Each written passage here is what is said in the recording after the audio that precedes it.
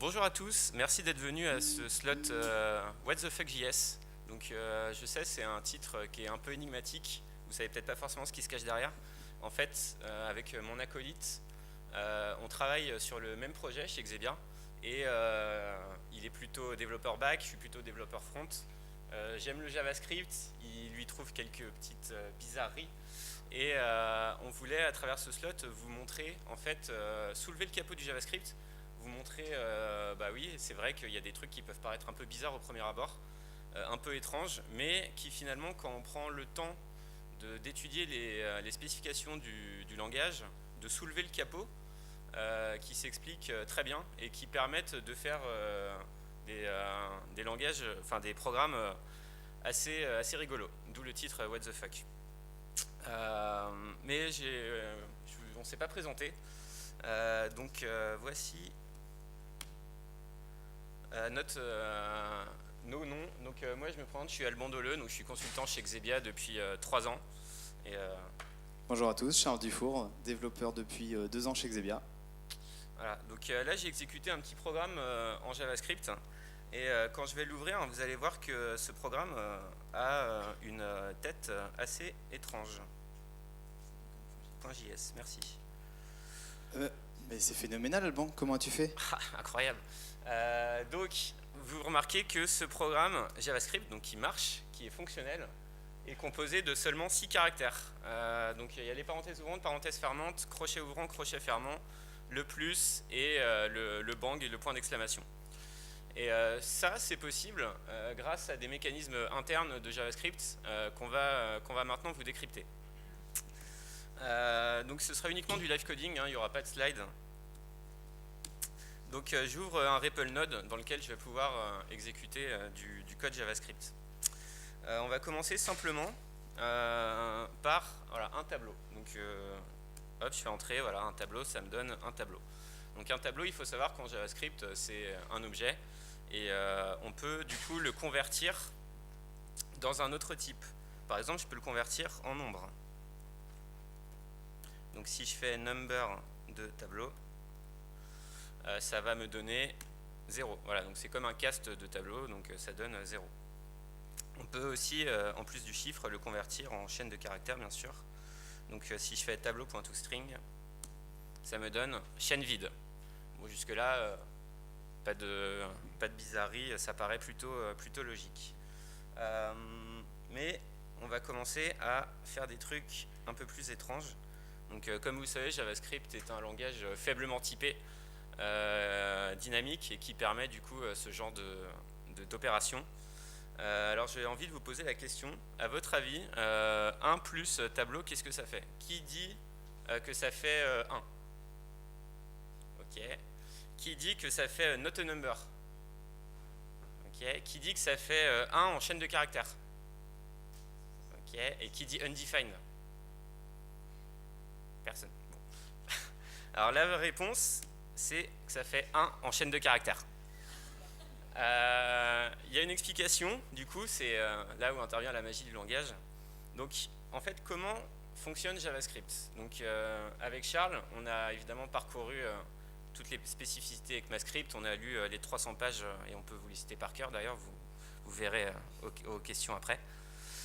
Et en fait, sur l'opérateur plus, il réagit quand il a deux opérandes qui sont de type différent. Donc ici, 1 est l'opérande de gauche et tableau l'opérande de droite. Il va essayer de trouver les caster en un type qui va pouvoir tolérer l'opérateur plus. Donc en fait, ce qui se passe, c'est qu'il voit que les deux types sont différents.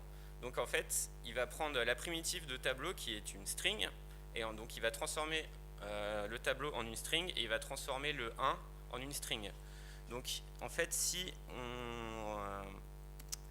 on synthétise, finalement, on a vu que la valeur de string dans tableau, c'était une chaîne vide. Donc intérieurement, il va faire cette opération-là. Donc string 1 plus chaîne vide, bah, ça fait 1.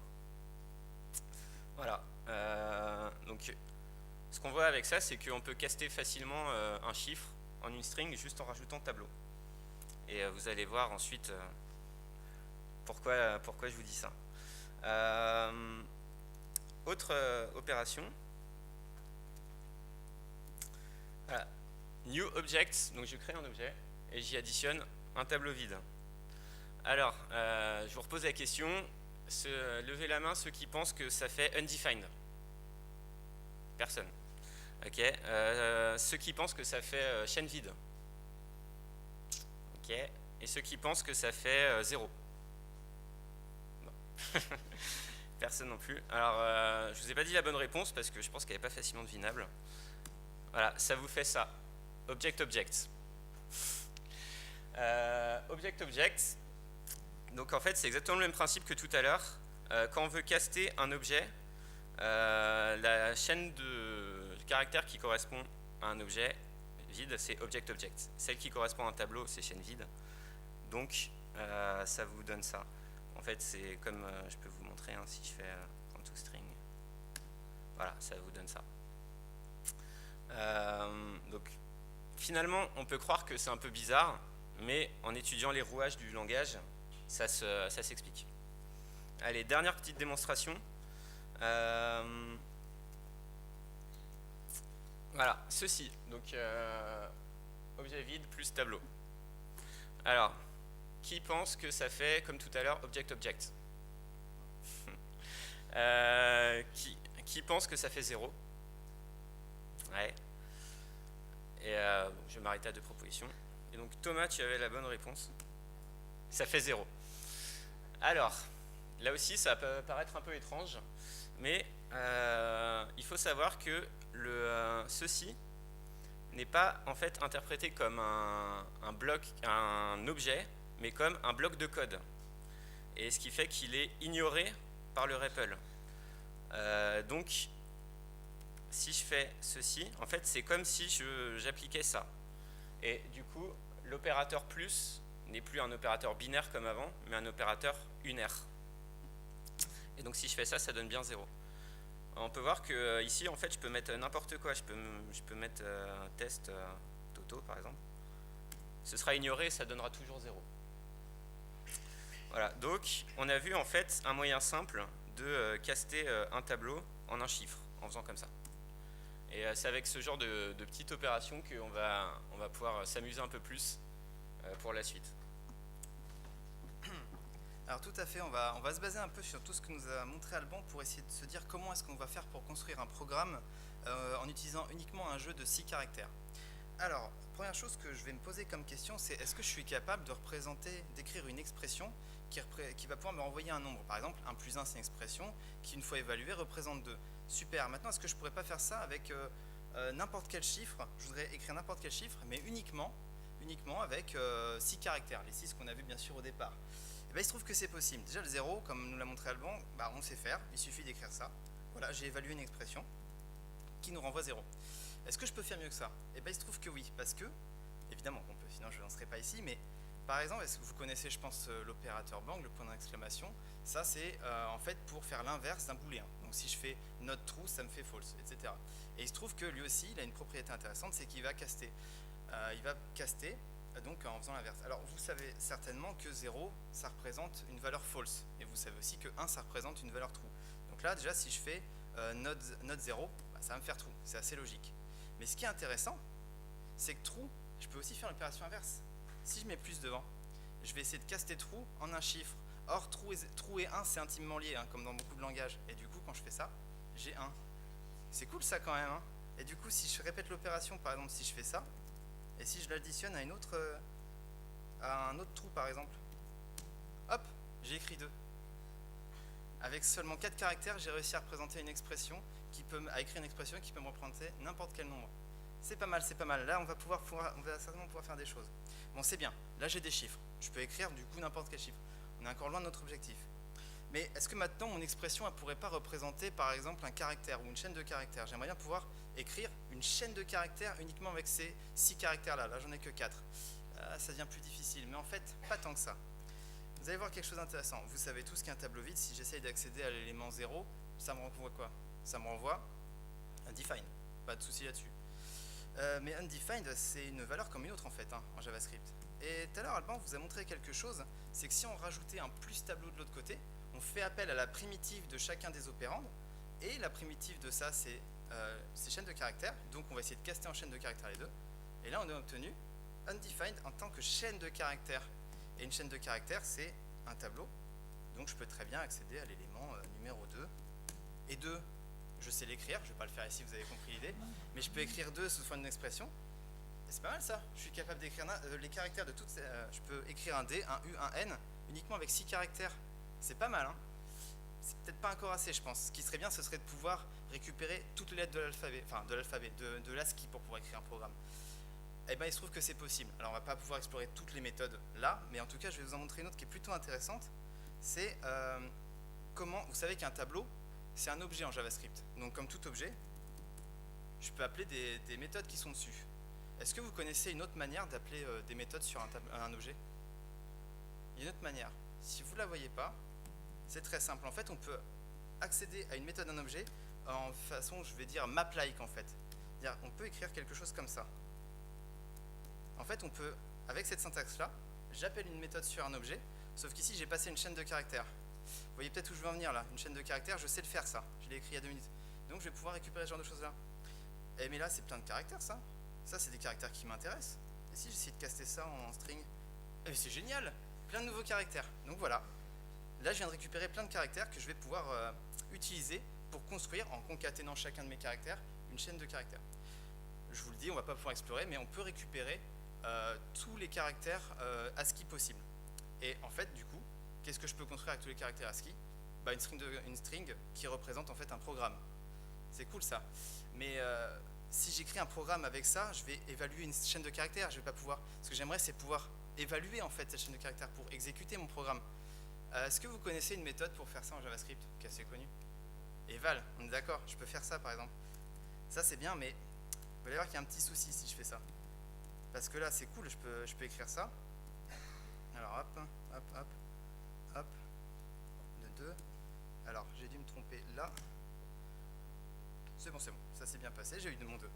Mais le truc c'est que je peux quand même pas l'évaluer mon programme, parce que écrire eval avec ces caractères là, ça va toujours m'envoyer une chaîne de caractères. Je ne peux pas évaluer ce programme. Sauf qu'en fait, il y a une autre méthode pour exécuter une string sous forme, une string qui représente du code, que vous connaissez peut-être pas parce qu'elle est peut-être un peu plus subtile. Je vais remonter. En fait, l'idée c'est de se dire, ok, très bien, un tableau c'est un objet, donc je peux récupérer une fonction arbitraire, une méthode arbitraire sur cet objet. Fine, on l'a vu tout à l'heure. Mais ce que vous savez peut-être pas, c'est qu'une fonction c'est un objet aussi en JavaScript. Et comme tout objet, ça possède un constructeur. Hop, hop. Ah, ça c'est pas mal ça. Là je suis en train de récupérer une fonction qui me permet de construire des fonctions. C'est un constructeur de fonctions. Là j'ai récupéré le constructeur de la fonction find, le constructeur donc de ce prototype là. Donc en fait, je viens de récupérer une fonction qui me permet de créer des fonctions. Ça c'est pas mal, parce que si j'écris à l'intérieur, si maintenant j'appelle mon constructeur de fonction en lui passant en paramètre le corps de ma fonction, et je vais pouvoir faire ça et ça. Je vais pouvoir écrire ça par exemple. Tac. Alors return 2 pour le retour de l'évaluation, mais ça on s'en fiche. Alors je vais plutôt écrire autre chose. Bonjour. Hop. Bon, c'est bien. Alors là ce que je viens de faire, c'est que j'ai récupéré un constructeur de fonction. J'ai construit une fonction console.log. Super, mais je ne l'ai pas exécutée. Comment est-ce qu'on exécute une fonction en JavaScript? Des parenthèses, tout à fait. Et là c'est pas mal. Qu'est-ce que j'ai écrit? Ça, c'est une chaîne de caractères. Je sais donc l'écrire sous forme d'expression. Ça aussi. Et ça aussi. Donc, je suis capable de construire une fonction avec une chaîne de caractères arbitraire en utilisant uniquement 6 caractères. Donc, je suis capable d'évaluer n'importe quel programme JavaScript avec seulement 6 caractères. Vous demandez peut-être à quoi ça sert, tout ça. La réponse, c'est rien du tout, en fait. Voilà. C'est tout pour nous. Charles, tu peux exécuter peut-être un autre programme. Bien sûr, je nuance un petit peu quand même. Ce qui est intéressant, c'est de se dire que on peut faire des choses étonnantes avec beaucoup de langages, y compris un langage que j'affectionne beaucoup, qui est le Scala. Ce qui est important, c'est de comprendre ce qui se passe derrière. Quand on comprend ce qui se passe derrière, tout de suite, c'est bien plus intéressant. Merci à tous. Merci.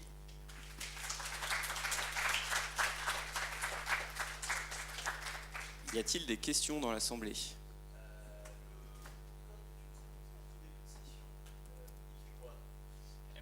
Alors le bout de code qui est affiché en tout début de session, en Celui-ci. fait c'est juste il fait un console.log voilà, on voit le format original. Tail, donc je vais faire un 4. Un 4, ouais. Voilà, donc en fait tout ce qu'il fait c'est un console.log de ça. Et en fait il existe un programme qui a été développé par la communauté qui permet de récupérer n'importe quel fichier JS et de le transformer automatiquement via les 6 caractères.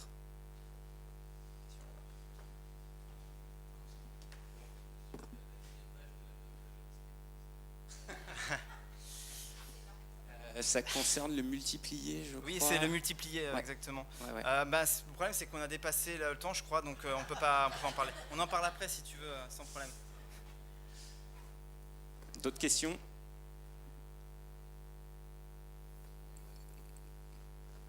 Ok, bon bah merci beaucoup. Merci à tous.